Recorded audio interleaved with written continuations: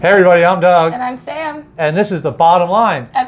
Episode 2, Season 2. Episode 2, Season 2. Unbelievable. 2 years now. Well, 2 episodes into 2. Whoop, whoop. Okay, so...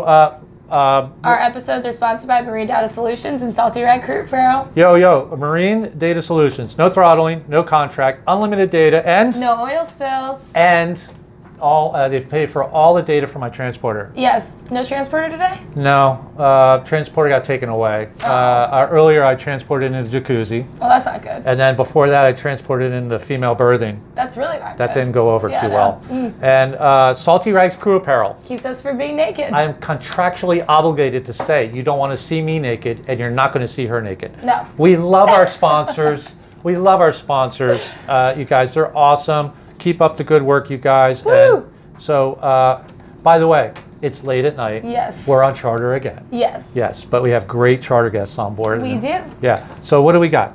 So in industry news today. Charter guest, yay!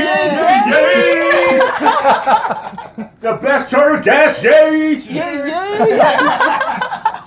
Thanks, guys. We love Salty you. Rags Crew Apparel, hey! Those were our charter guests. As you can see, we're having a great time. So what do we got?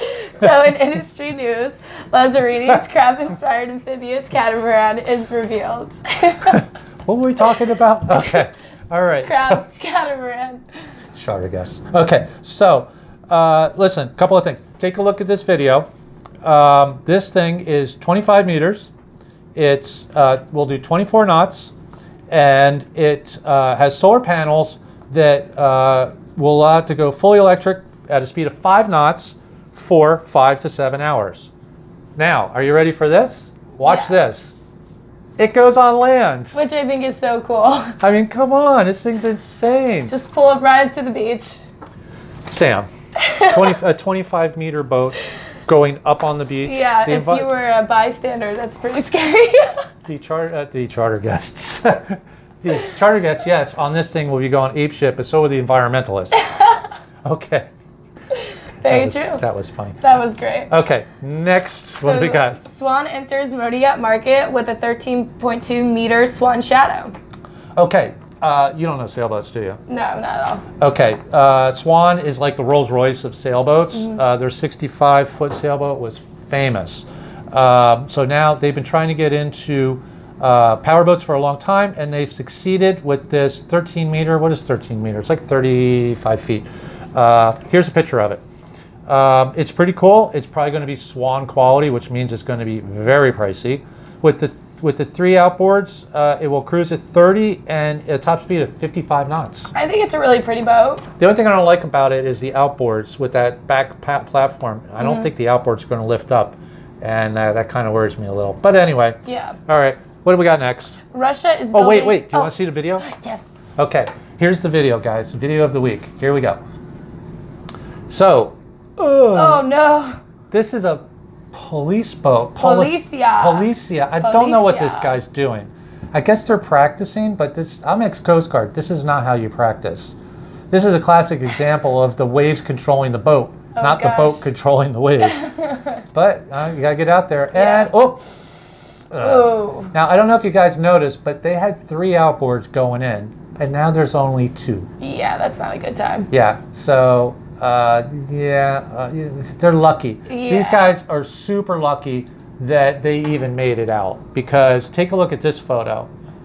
There's only 1 outboard left. Yeah, that's not good. The port one's like hanging by the wires. The middle one, the whole lower unit's gone. So you know what? They have to go back to the base and go. Remember that new boat we just bought and got tested? You see, I crashed it. No, that's not good. Anyway, okay, yeah. Russia. What do we got? Russia is building what could be the most ugliest ship in the world. Take a look at it. I couldn't agree more. It's kind of ugly, right? It's so ugly. What is going on with boats these days? They're building these boats that look like this. Now, this isn't an icebreaker, but it will be going up north. It's built for endurance and autonomy. It does 10 knots, and it's ugly as hell. It's so ugly. It's kind of growing on me. I don't know. But anyway, well, a lot of boats are going in this direction. Oh, really? Yeah, I don't know why. Oh. All right, next.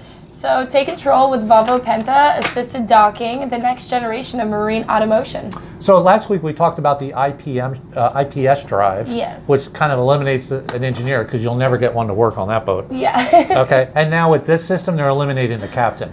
Oh. Now, Volvo Penta's been doing this for a long time. They've got that joystick, and if you want the boat to go this way, you just go like that, it goes that way, and that's pretty cool. Now, what the latest thing is this new system takes in data from the environment. For example, current, wind, if the boat's going this way, or if the, whatever, any factor that would make the boat move in a direction you don't want it to, it's accounting for. So basically, that means you could go buy a 100-foot yacht, all right, and just go up there and go like this, and you don't have to worry about currents. It could be going, the wind could be blowing 30 knots on your starboard side, and you just go like this, and the boat's just going to go straight back. I mean, that is pretty cool, though. But, we need our captains. My job's, I'm not going to be alive the day when there's no captains on boats, but okay. There'll be pilots. Yeah, There'll be a pilot. You go out Yeah. for a week, and when you bring the boat back, Supervised. I'll meet you out the jetty, and I'll bring the boat in for you. There you Actually, go. with this, you don't even need me. Okay. By the way, a couple other things that just came in. There was a boat fire at Bahia Mar, small little Sea Ray that kind of drifted into a huge motor yacht called W. Oh, wow. Kind of did some damage, and America's Cup boat kind of fell apart and sank. It's been a busy We'll day, cover yeah. that. We'll cover more of that next week. Wow. I can also say that, I'm being honest here, with all the unrest in the world today, mostly the United States, the one thing you can count on is us. Yes.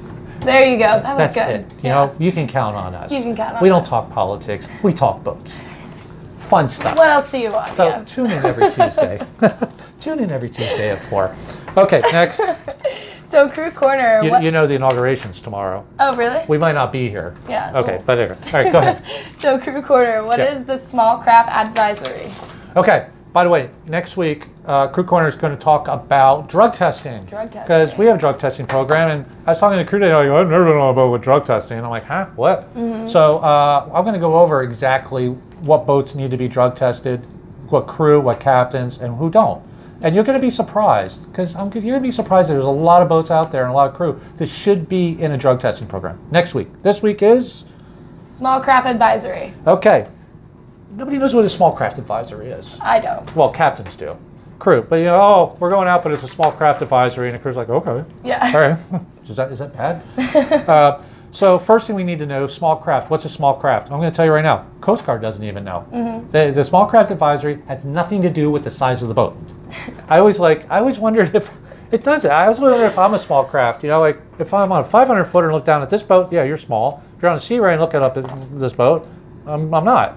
So the Coast Guard actually says there is no size. Okay, it depends on weight, displacement, hull design, and the experience of the captain. Yes. So a small craft is dependent on the experience of the captain.